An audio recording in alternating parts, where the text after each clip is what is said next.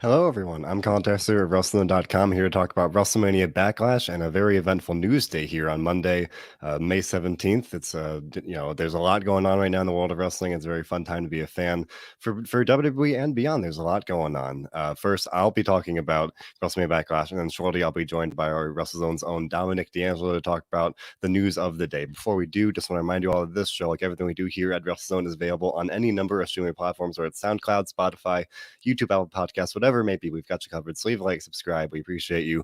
So WrestleMania Backlash was a show that was a lot better than it had any right to be. On paper, this was a show that really didn't have a lot of buzz going into it. It wasn't, the match. Yeah, you could say the matches were probably going to be good no matter what. But heading into it, it felt like kind of a dud of a show.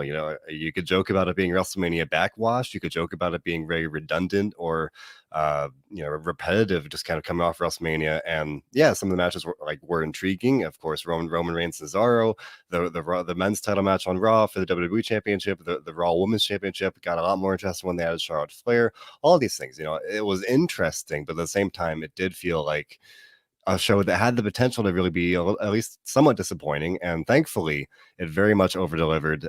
I talked about it in an editorial review last night that we ran this morning, and now I'm getting a chance to talk about it live. And based on a comment from Nestor Kurz, we'll talk about one of the very utmost controversial things on the show. Nestor Kurz, friend of the show, saying that she liked the zombies we saw last night. Now, that's a sentence that I didn't expect to be saying when talking about a WWE show. But yes, the zombies were on WrestleMania Backlash last night, and it wasn't just a minor thing. No, they had a very important role. The zombies were the lumberjacks for the Damian Priest Miz match. Yeah, this was something else. We got zombies attacking Damian Priest and John Morrison, and on paper it made sense, right? It's a promotional thing, for Batista's movie, and the Army of the Dead, I think, with Zack Snyder. Cool, that makes sense. He tweeted about it early in the day. He narrated the opening video package. Cool. I love Batista. Batista's the best, and this is a good thing for him, a good promotional thing. Fine, and this isn't necessarily even these things happen. Like, promotional things are part of wrestling, and that is fine. And one of the silver linings is that, as Nestor Kurz says, yes, putting zombies out there was different. Doing the kind of horror movie presentation was different. So there is that, right? I talk about it on the Raw Pro show of John Clark all the time. WWE often does these things that are just redundant or repetitive, or it feels like they do the same things over and over again. They haven't done zombies a whole lot, so at least there's that. Uh, you know, there is a silver lining to be had there.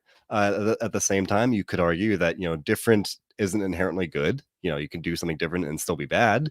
And I will say I'm someone that loves horror movies, so it's not like I inherently dislike supernatural things or horror movie things. I think there could be a fun way to do this, and plenty of people would say that, oh, don't take it so seriously. This is a lighthearted thing, and that's fine.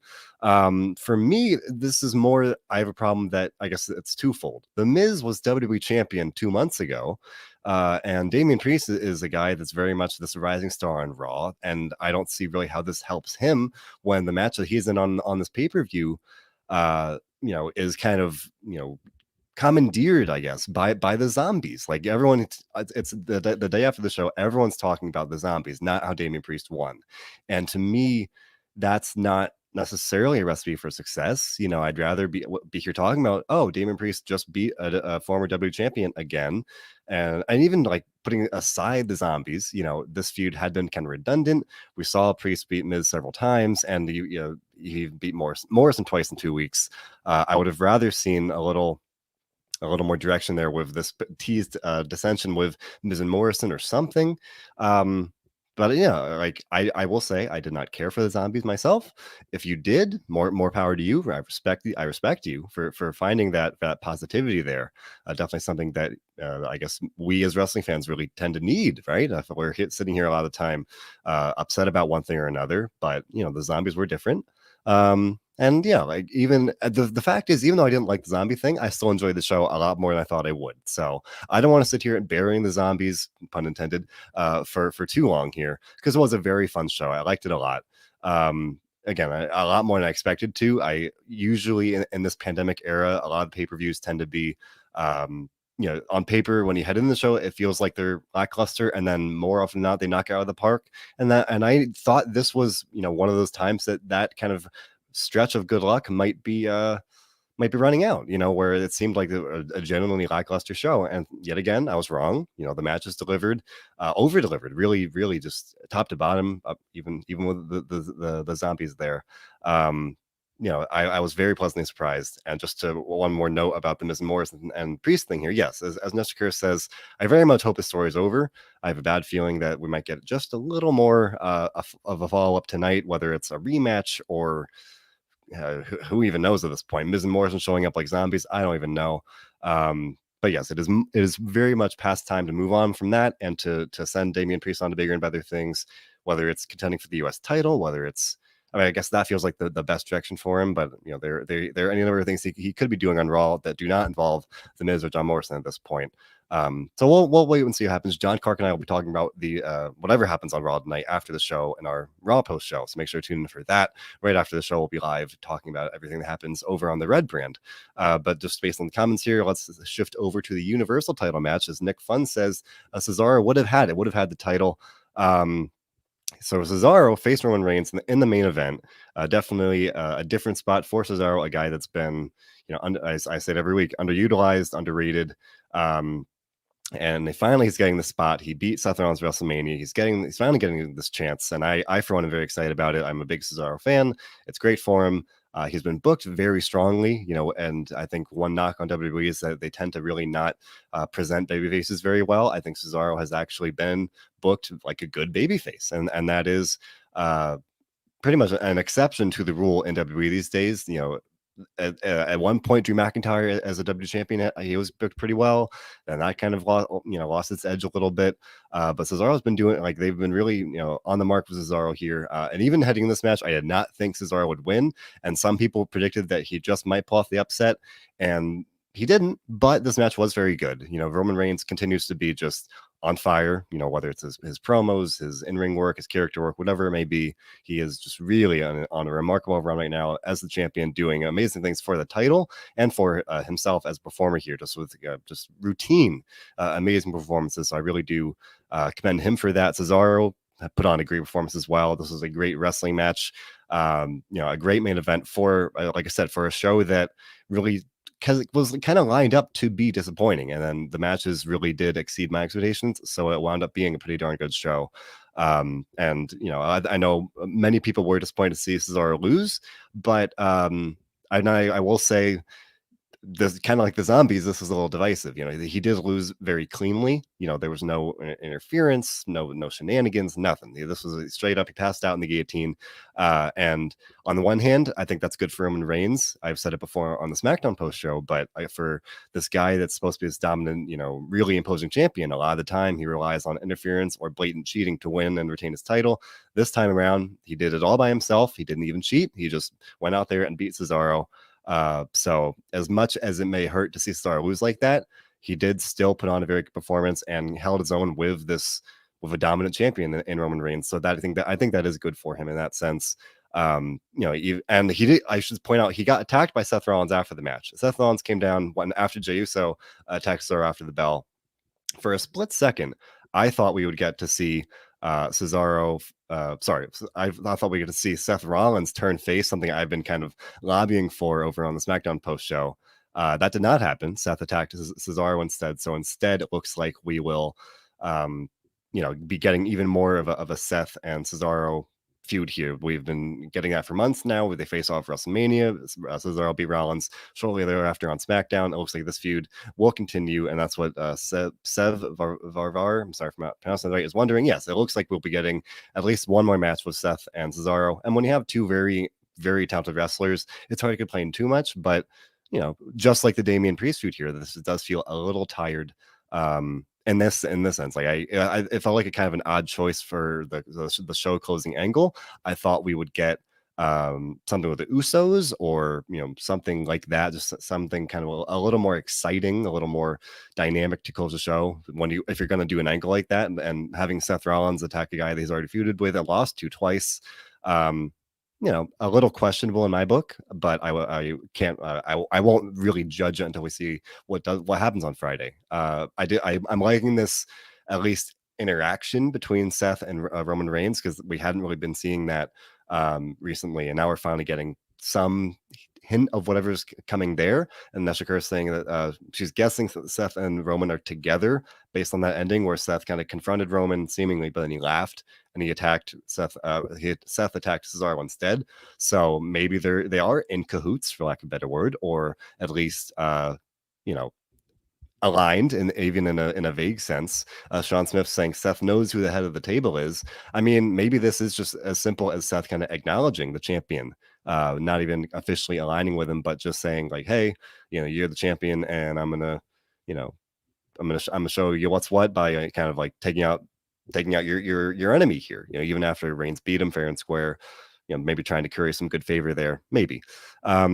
But I'm waiting to see what happens here. This was a very good match.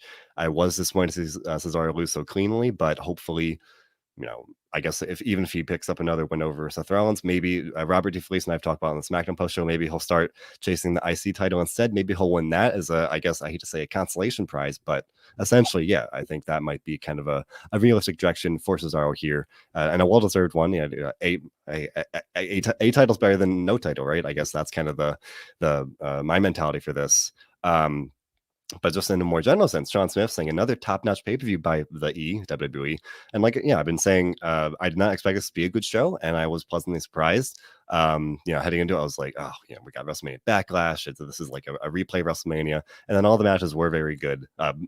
Other than the zombies, that's the tagline for this show. It was good other than the zombies, at least for me. And if you like the zombies, like I said, more power to you. But going off what you all are saying in the comments here, we can talk about the SmackDown Tag Team title change, where the Mysterios made history by winning the SmackDown Tag Team titles, Rey and Dominic. I thought this was a very story-driven match, and it was a cliched story where we saw Dominic got attacked backstage by the Dirty Dogs, the champions. Or I think that was on the kickoff show. And then, Rey was like, all right, son, you're hurt. I'm gonna go out there and do this myself. Rey, everybody, was dressed like retro Batman. And as a comic book fan, I love that. He does that, if not frequently, he's done it before. He's dressed like the Joker, WrestleMania.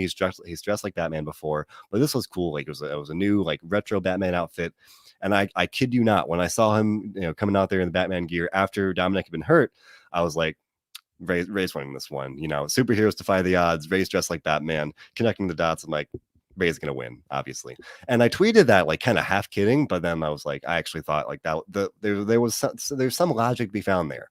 I will say one big missed opportunity was that Dominic was dressed like the Joker, and I respect that like, so there was some connection with Batman and Joker, but like they're tag team partners, father and son.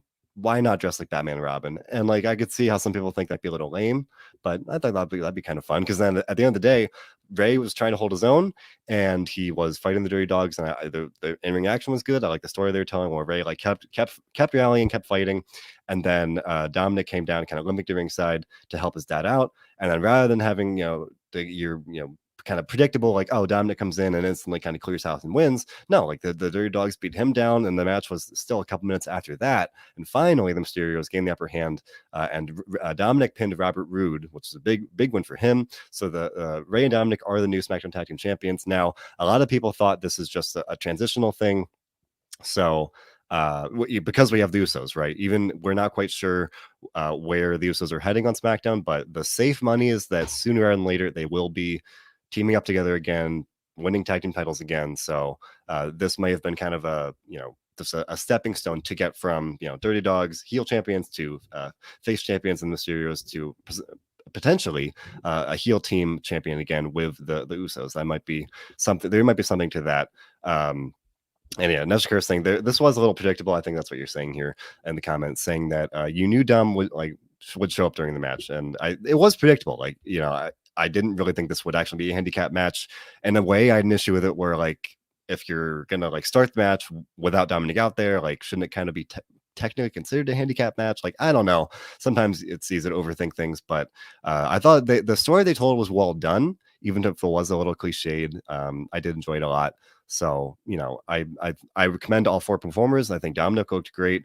I gave him a hard time. I gave him and the creative team a hard time on Friday night, really criticizing the Baby Champ thing. But Baby Champ redeemed himself. It was a good match. And hopefully this isn't purely a transitional thing.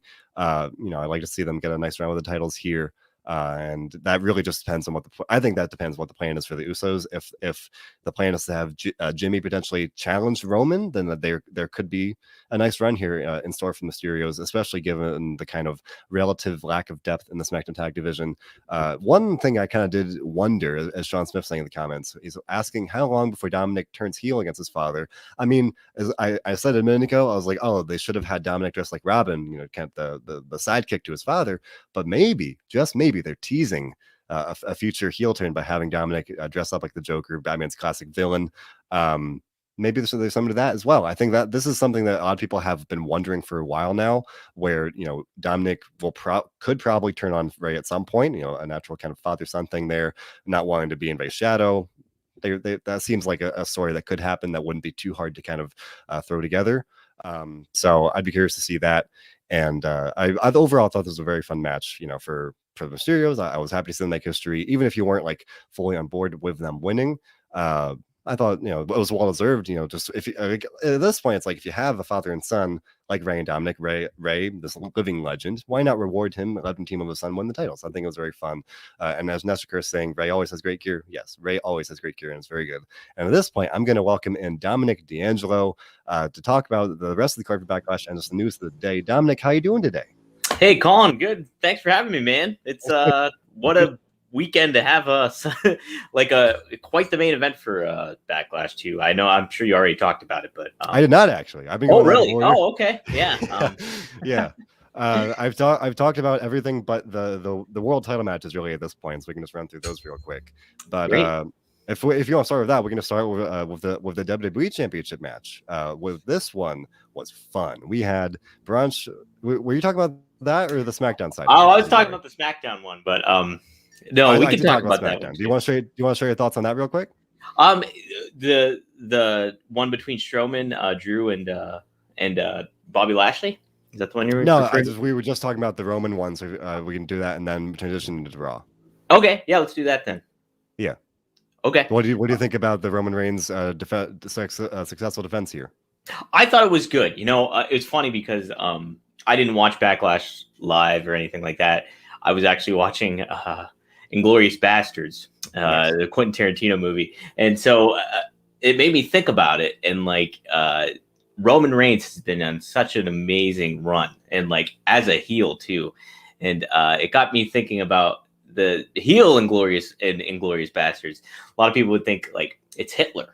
And he's like the biggest heel ever, right. But the big top heel in it was Christoph Waltz, and he overseeded a lot of his scenes and everything were the catalyst for how great of a movie it was. And you had all these big name actors into it, particularly Brad Pitt, but even he.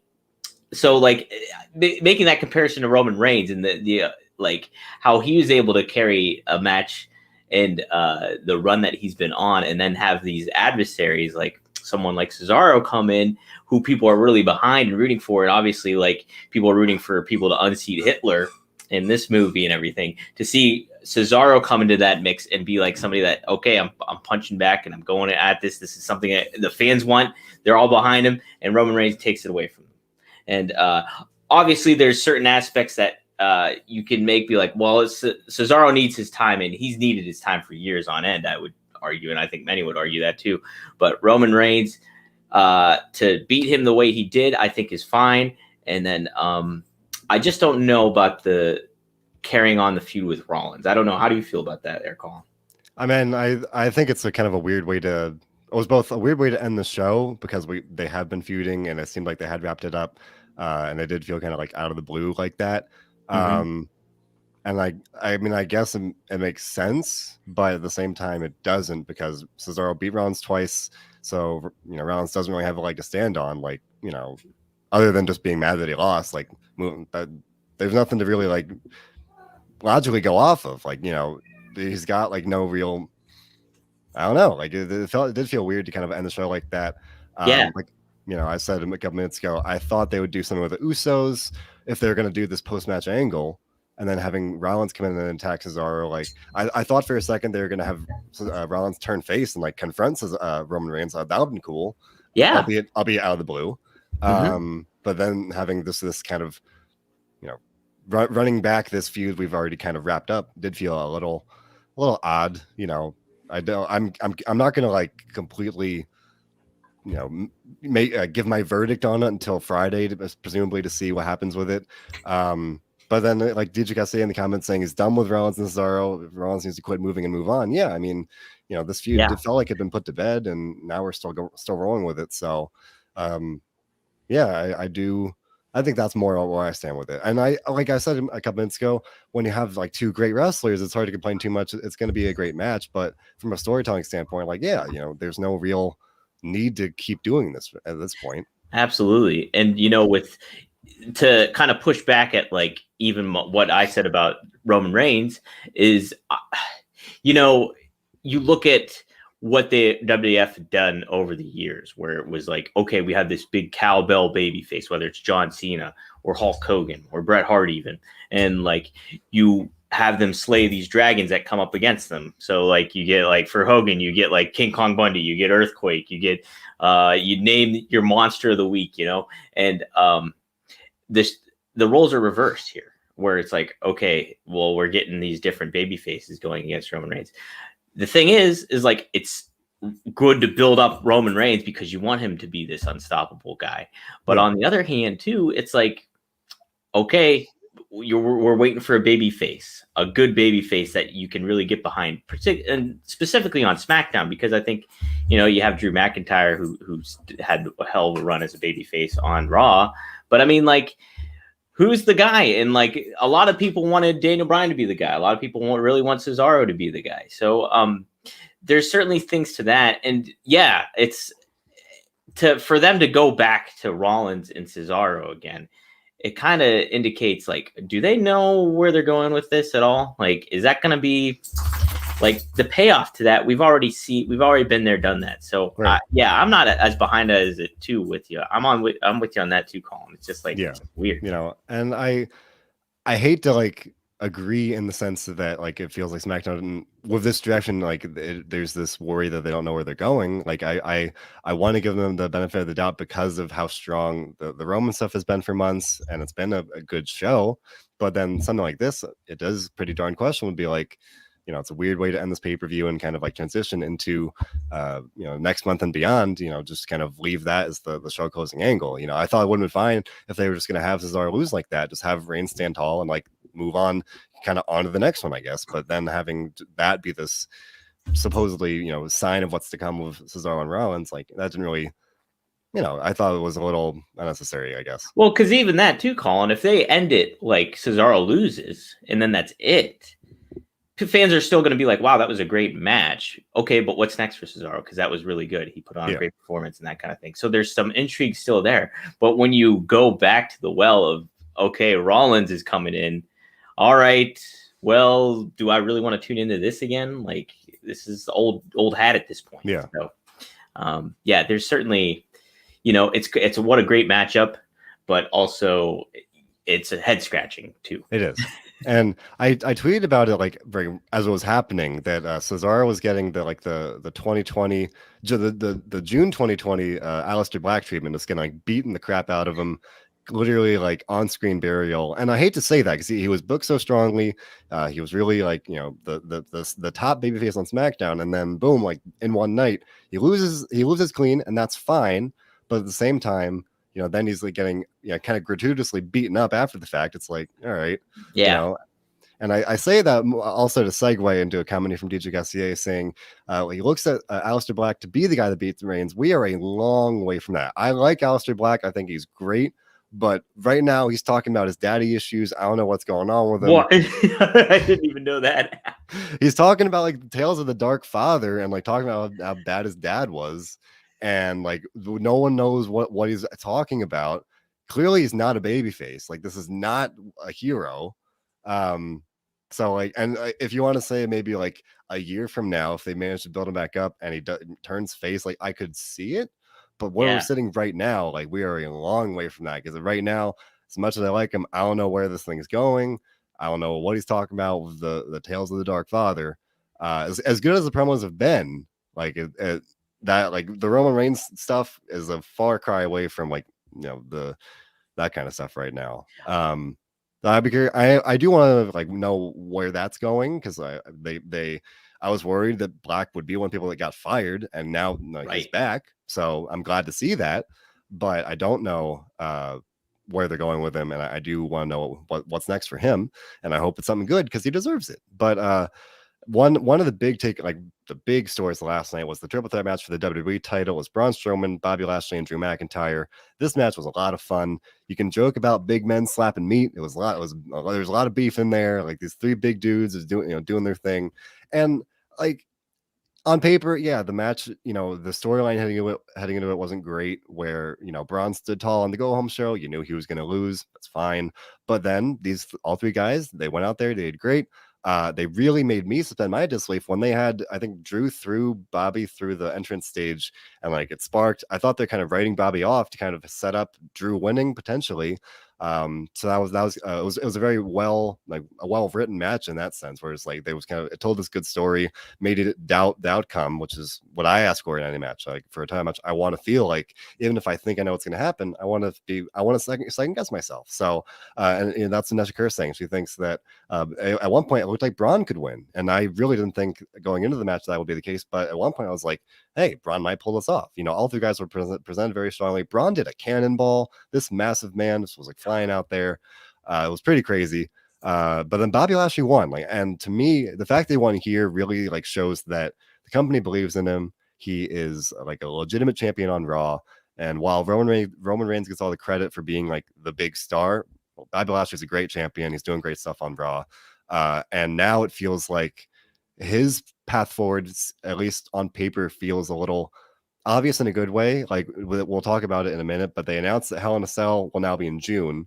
So it seems pretty clear that Lashley will face McIntyre one more time in Hell in a Cell to wrap that feud up.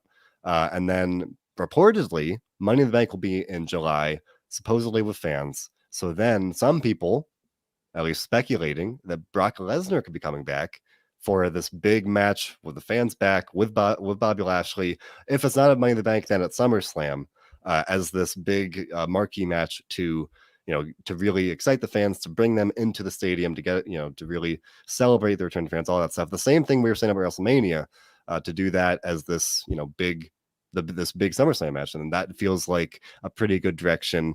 And for me, even though we were just saying with Cesaro and Rollins, Bobby and Drew have been feuding for a while now. It feels like with it, we have kind of run out of steam with it. But I'd be okay if we get one more match with it. I feel like these two could really have a good Hell in a Cell match. And that is purely speculation. I'll admit none of that's been confirmed. None of that is just how I see things going. We do know Hell in a Cell will be next month, and because Drew did not get pinned last night, I feel like it's a logical prediction to say he'll probably want one more shot to get back his title. What do you think? Even I know you mentioned you didn't really watch the show, but at least knowing Lashley won and kind of these moving parts here, what do you think is really next for Lashley here? Yeah, I think you're on point with that. I think it's going to be Bobby and Drew at Hell in a Cell, and I think that's a fine match. Like, I think a big part of the them being able having these matches that they have the capability of working so well with one another, and they've shown that. And so to have it in Hell in a Cell, I think is the way to roll. And I think our editor Bill mentioned this on Twitter or something, that it's good that they didn't. It's not like formulaic in regards to how the scheduling is for Hell in a Cell. Like it's usually October. Yep. So it's like, and that's been a huge problem with WWE, like with these themed pay-per-views. Like every year, okay, it's Money in the Bank time. It's this time. It's that time. And then they build a storyline around that rather than having the storyline flow into, hey, oh God, we're going to get a Hell in a Cell, so I'm all for it. This is like an appropriate feud to have in a Hell in a Cell. And I'm just curious.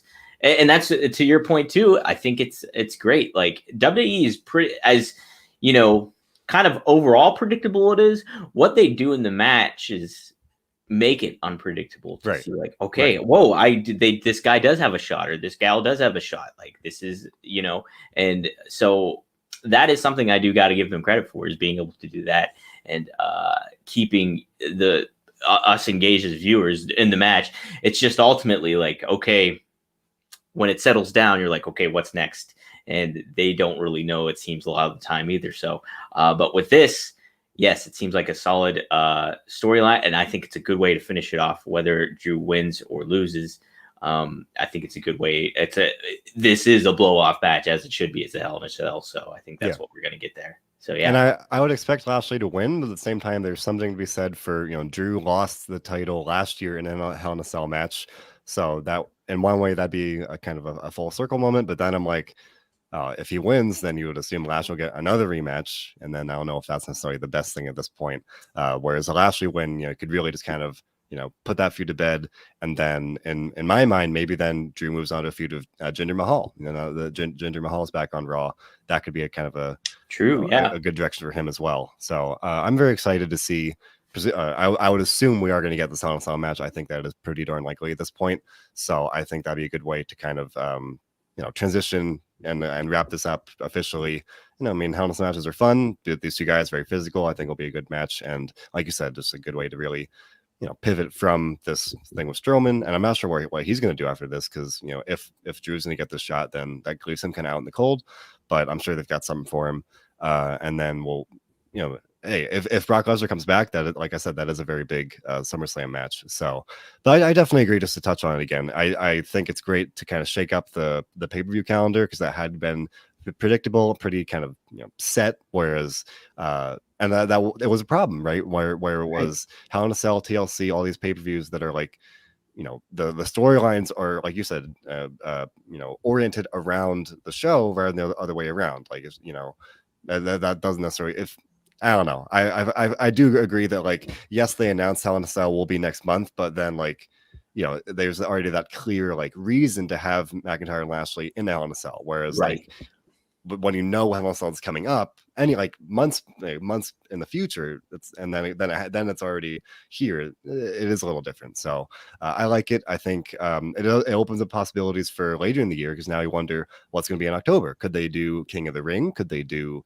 hey, maybe Evolution 2? I do wonder what the kind of not consequence, but kind of what the effect of this will be on the rest of the calendar year. Even when you have some staples like SummerSlam and Survivor Series, it does offer some possibility for some change. So I think that is a very good thing. And just to kind of touch on the rest of the card, kind of, or just in a similar way, we saw this triple threat match with Rhea Ripley, Charlotte Flair, and Asuka. This was a very good match, a great way to open the show. I enjoyed it a lot. And kind of in the same way, Asuka, she stood tall on the go home show. The formula dictates, all right, she's probably not going to win. But because Dami said it perfectly, the match might be predictable, but what happens in the match is done so well that it does make it makes it unpredictable. So even at the end, I thought Asuka might be able to pull it off. Like, and I was like, wow, this, I would be eating my words, because I was like, there's no way Asuka's going to win this one. And then it looked like there was a chance. And then very much like the men's side of things, maybe even a little too much like it, Charlotte Flair didn't get pinned. Rhea Ripley won. Now I've got Hell in a Cell next month. Those two have a lot of history. Kind of easy to see the chain of events that could lead to a Hell in a Cell match there.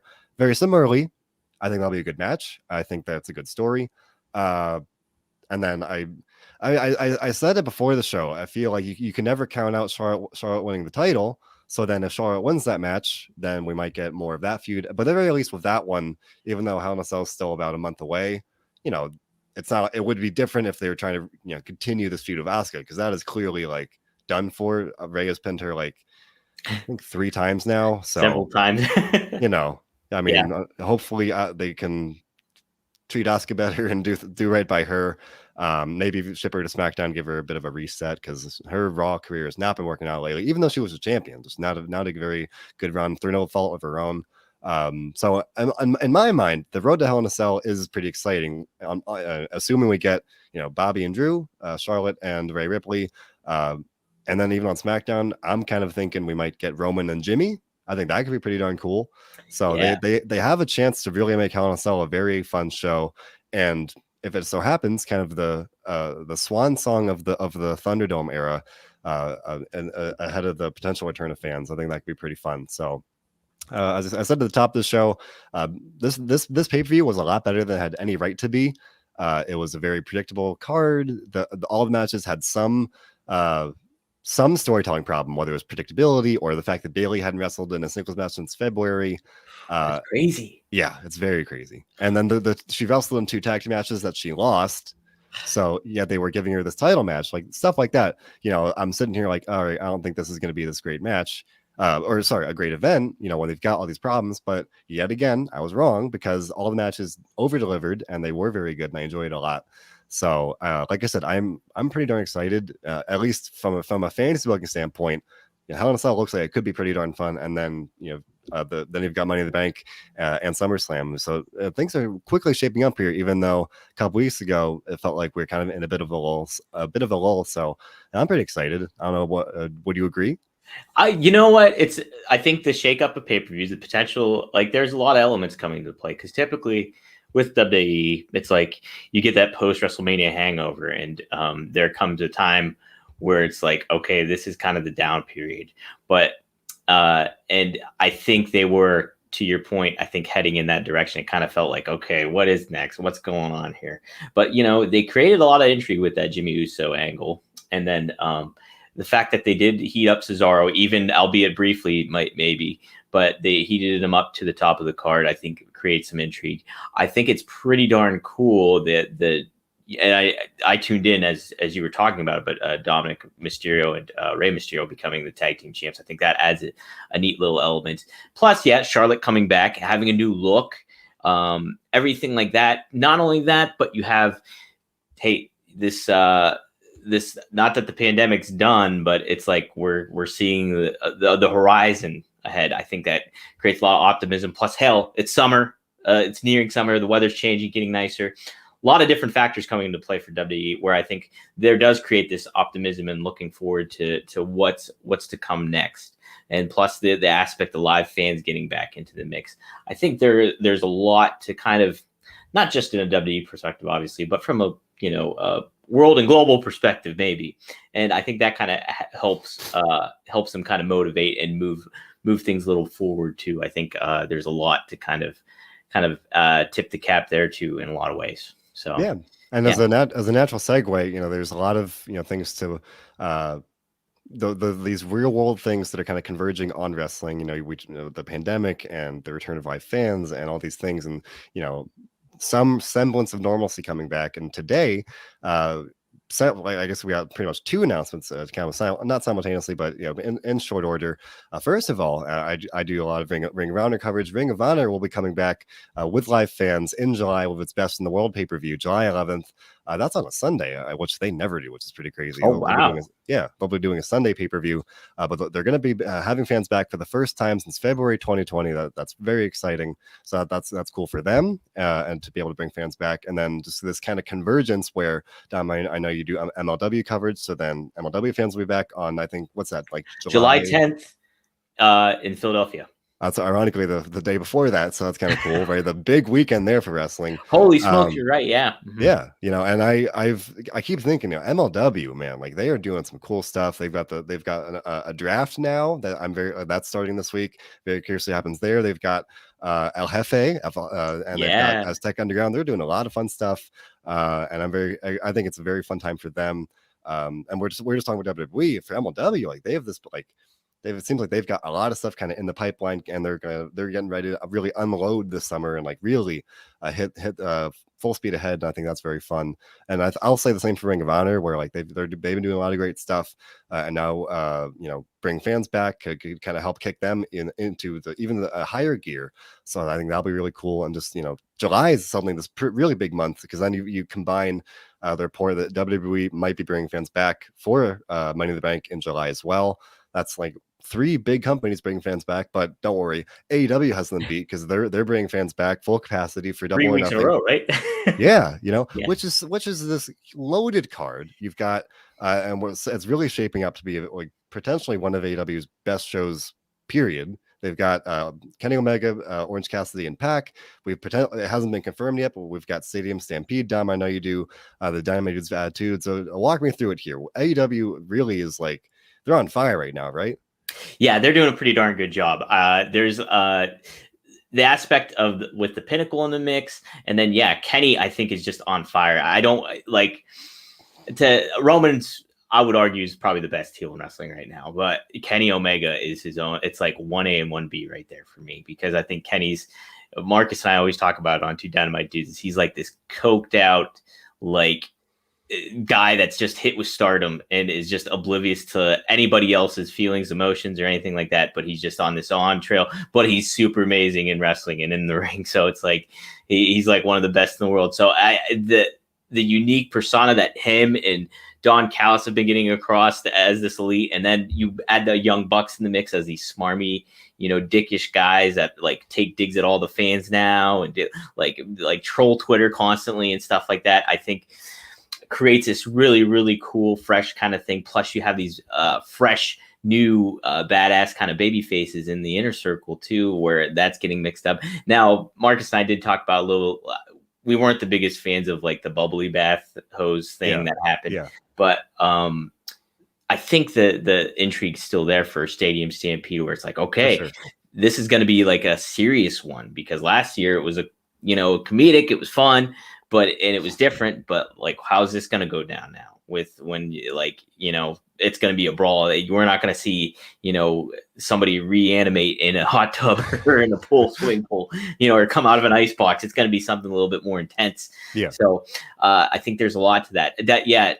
And plus Darby Allin just finishing off his huge streak as TNT champion. You have Miro as this fresh, guy that's redefined and has a purpose. And so there's a lot to kind of, I could probably go on for sure, but it's like, AEW, it's neat. It's cool that, all this stuff is kind of converging all at once. It makes sense because the pandemic's kind of like settling down, but it's like, you have ROH now, you got MLW, you got all these companies, promotions kind of like making their niche somewhere, in back in the world. And it's pretty cool to see. So a lot of neat stuff to look forward to when it comes to wrestling right now. Yeah, there really is. And I'll admit, like my AEW viewership had been sporadic before April, and really that was just kind of an extension of work. Like if I wasn't working Wednesday nights, I wasn't watching AEW live. That's the same thing with me. Like with WWE, I'm like, okay, I kind of have the night off. I've watched wrestling all this week. I'm going to take all the breaks. Exactly. Yeah. But now I'm watching it every single week, and I am blown away. Like I would watch it sporadically. I'd watch it on replay, so I wouldn't get to really see it live. Now watching it live, I'm seeing what all the hype's about, and now we got Miro's been established as this awesome like powerhouse. Kenny Omega's doing great things. The Bucks, all these things, and we're getting some comments wondering. We've seen how good Kenny Omega has been, or I should say how great Kenny Omega has been. It's hard to wonder, or it's hard to see who could beat him, like who could dethrone him for the title. And I can't even say title. I should say titles, because he's the belt collector. He's going to defend the Impact title against Moose next month. And now he's got this match at Double or Nothing. I'm going to assume he's going to win that one. But, I see him holding the belt for a while.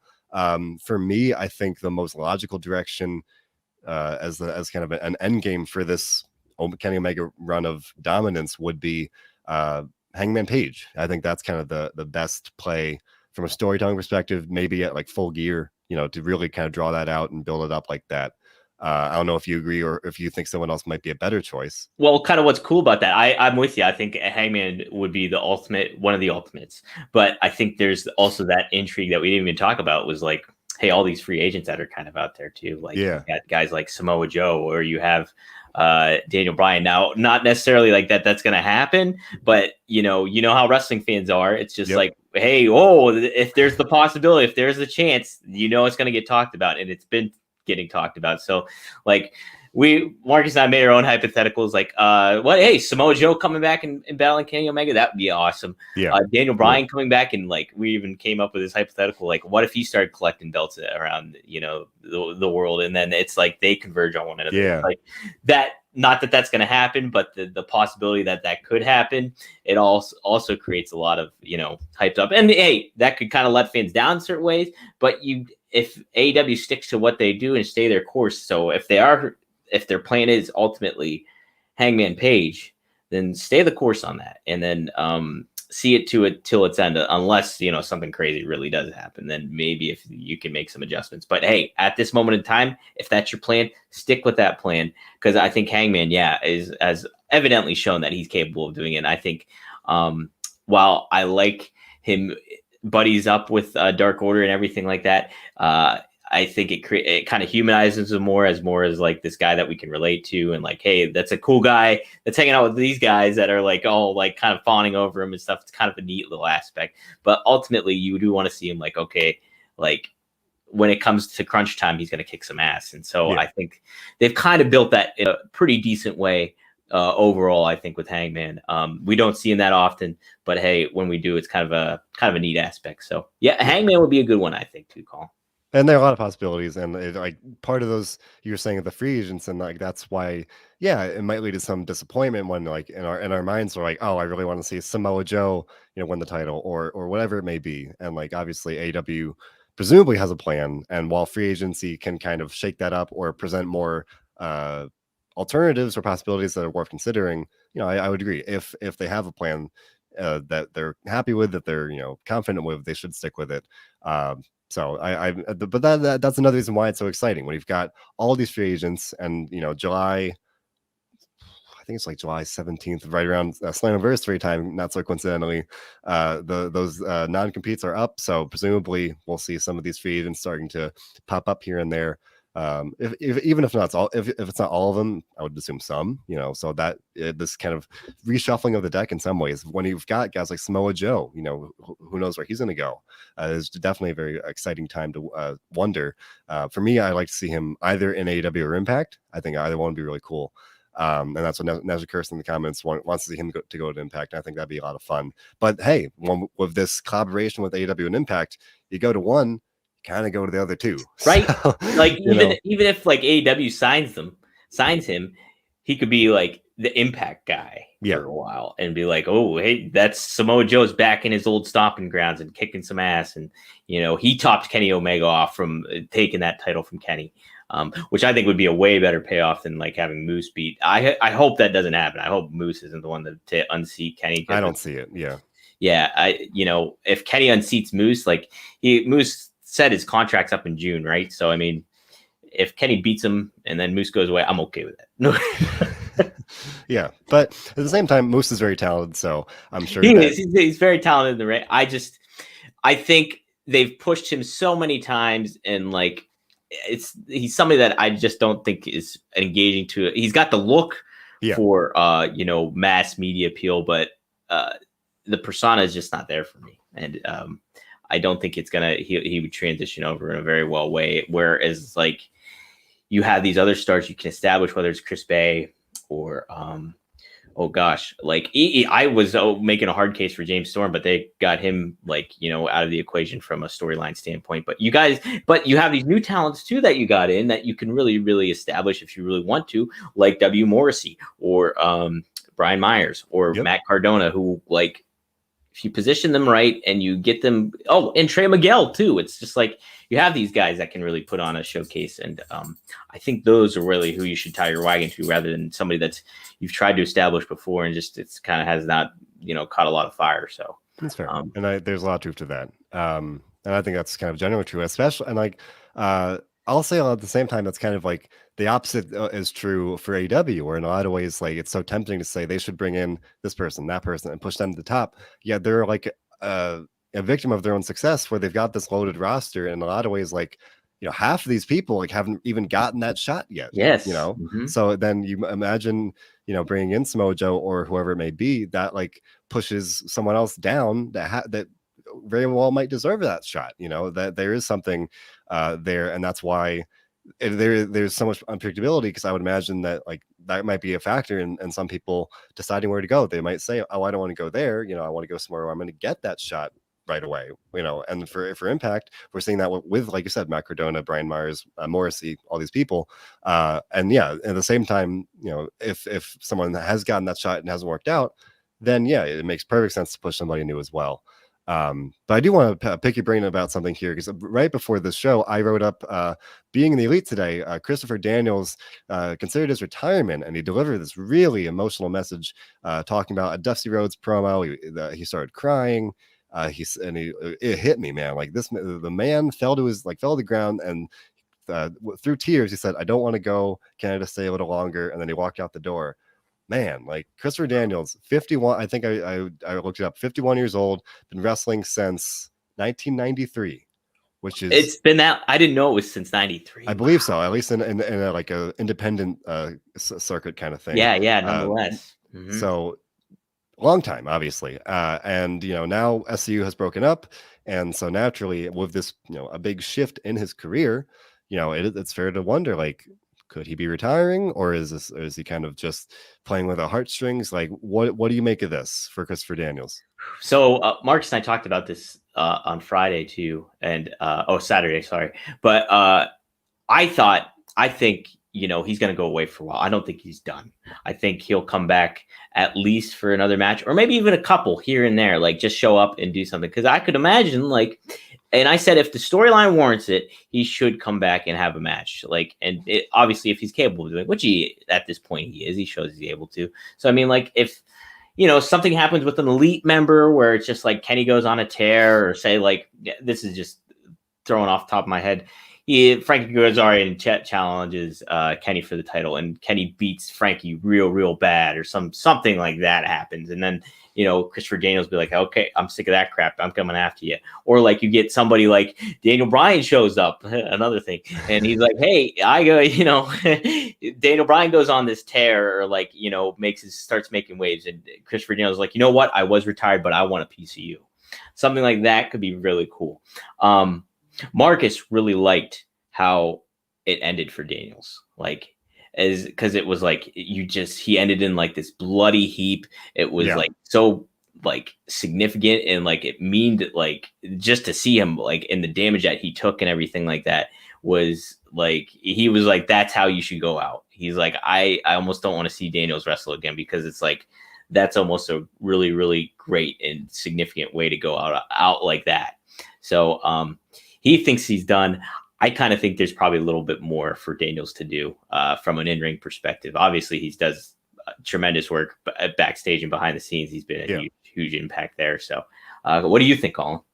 I don't know. Like this, if he's not done, this was a very convincing promo, because he really brought the emotion. He was crying. Yeah. His voice was choked up. So like, he really, man. And like for me, I watched TNA back in the day. So this is a guy that, I kind of grew up watching in a different way, not in the necessarily a WWE sense where like it was literally like my childhood. But I remember, Fortune and Daniels and Kazarian and all these things. So then, and I've seen him throughout his AEW run. So like, it's hard to imagine this, and he's been wrestling so long, it's hard to imagine him hanging it up just like that. So in a way, I guess I selfishly hope that there is more. In the comments, DJ Tessier saying that Daniels has a big match on the Indies against Lance Archer next month. So maybe there's something to what you're saying, where he might go away for a bit, and then they'll do maybe one last ride for him, and kind of give him a swan song, whatever it may be. So he's not necessarily going out with this, really. That'd be kind of cool too if he aligns with somebody like a Lance Archer, where it's like, Marcus and I pitched the hypothetical, like Jake is great as a manager for Archer, but obviously Archer's leaning towards babyface, and I think Jake fits more of a role of a heel. So like, if it comes down to it, Archer goes up against maybe Miro for a double or nothing or something, and then boom, like a fast one gets pulled on Archer, but then you get almost Daniels in like this player coach managerial role for Archer, where there's like this weird alliance. That would be kind of cool. Like, it wouldn't put him into the position of having to wrestle all the time, but hey, if it warrants it, boom, put him in the mix and get him up there. But like, yeah, I think something like, I mean, obviously that's just like, fantasy booking there in a lot of Yeah. ways. But, you know, there's nothing to do with him though. Yeah. And, so, you know, just go off of this comment from DJ Tessier, you know, Archer could be the one that beats Kenny Omega. Based on the way he's been presented, he's kind of mixed it up with Sting here and there. And then, you know, but if that doesn't necessarily work out, I do like the idea of pairing him with Daniels. I think there could be something there. I like that way to kind of extend Daniels' career potentially by having him as this. I like that player coach comparison there. So that is one thing I'm very curious to see what happens. You know, where he could take a break, and then if he takes a break, then it's like, will he come back or won't he? Like then it's like who really knows? Because like he does have that backstage role, so obviously he's not actually going anywhere. But you know, whether or not he'll still be a part of the on-screen show is remains to be seen. So that, among all these other things, are some of the many reasons why it's such a great time to be a fan right now. Whatever company you follow, WWE, AEW, MLW, Ring of Honor, whatever it may be, New Japan, everyone's doing great stuff. And just one last little nugget here. New Japan announced that they'll be returning with live shows. I think it was May 22nd. They've been dealing with some pandemic-related issues, and they had to kind of abruptly pause, essentially. But they'll be coming back pretty quickly. But just they had to kind of do the safe thing and make sure everything was copacetic like that. But with that, along with the return of these companies with live fans coming up, just not even 2 months away, a lot of fun stuff. And as I said, all these companies doing great stuff, and it's very exciting. And like I said, and whatever company you follow, WrestleZone has you covered. Dom, you do the AEW, the two Dynamite Dudes of Attitude. You and Marcus do the WCW written, which is a lot of fun, fantasy booking stuff. Thanks, lots of great stuff in the present and the past. And then John Clark and I cover Raw and NXT on Monday and Tuesdays. Robert D. Fleece and I cover SmackDown on Fridays. All this great stuff, along with a constant stream of interviews coming with you guys. Bill Pritchard just interviewed Rowan, formerly, the Eric Redbeard, or I should say, formerly Rowan, now known as Eric Redbeard. Great interview today. That is brand spanking new. Make sure to check that out. All these great things constantly available on any number of streaming platforms. Whatever you use, we've got you covered. Whether it's SoundCloud, Spotify, YouTube, Apple Podcasts, whatever it may be, make sure to leave a like and subscribe. We appreciate you for listening and commenting and supporting us always. It means a lot.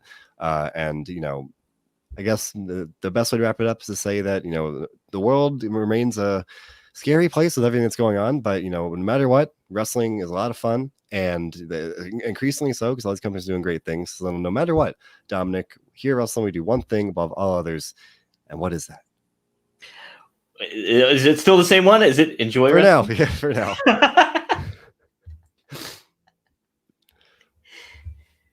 It's a Band-Aid. Yep. Enjoy wrestling. There it is. Yep. Oh, I even said it. Thanks there it for is. listening, Enjoy everybody. wrestling, everybody.